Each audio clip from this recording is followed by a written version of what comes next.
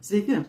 Šiandien noriu pasidalinti vienu atsiliepimu, tokiu labai svarbiu apie psoriazę. Tai autoimuninė problema, autoimuninė liga, kuria serga daugybė žmonių visame pasaulyje. Tai jie atsiranda dėl daugybės priežasčių, dėl aplinkos poveikio, dėl imuniteto, bet ją serga labai daug kas ir ją vieną kartą susirgus jau jinai ir išlieka. Ir kas nemaloniausia, kad tai yra labai matoma. Išbėrimai, pleiskanojimai, taip pat galbūt labai įvairiose vietose gali atsirasti. Kas turi tą problemą tikrai žino, kad tai tikrai labai nemalonu. Ir mano viena pažįstama tiesiog vartojo šitos du maistinius papildus, tai šitą papildomą maitinimą ląstelėms ir jau po mėnesio maždaug, gal truputėlį daugiau, pasidžiaugė, kad turėjo tą problemą.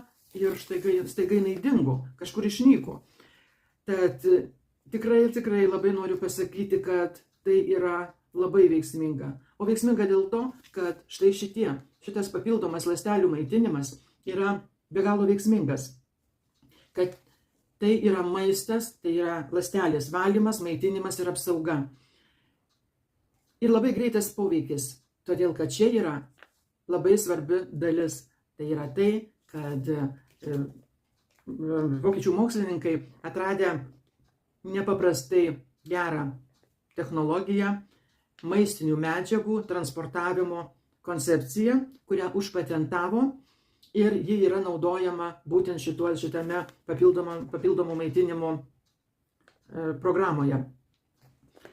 Tai tikrai, kai aš turiu rankose šitą, negaliu sakyti stebuklą, tai ne stebuklas.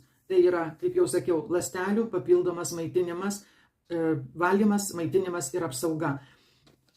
Sveikos ląstelės dauginasi sveikomis ląstelėmis, nesveikos dalyjasi į nesveikas. Tad mes tikrai privalome rūpintis sveikomis ląstelėmis, kad jų tikrai būtų daugiau negu nesveikų. O tada pats organizmas sprendžia problemas. Labai greitas įsisavinimas, 95–98 procentai. Būtent dėka šitų naujoviškų ir labai svarbių technologijų. Tad tikrai rekomenduoju. Ir aš turėdama štai rankose šitą dalyką negaliu nekalbėti, nes aš noriu, kad išgirstų kuo daugiau žmonių. Tai yra pagalba mums, pagalba mūsų sveikatai. Juk visada sveikata yra brangiausias turtas. Būkime sveiki.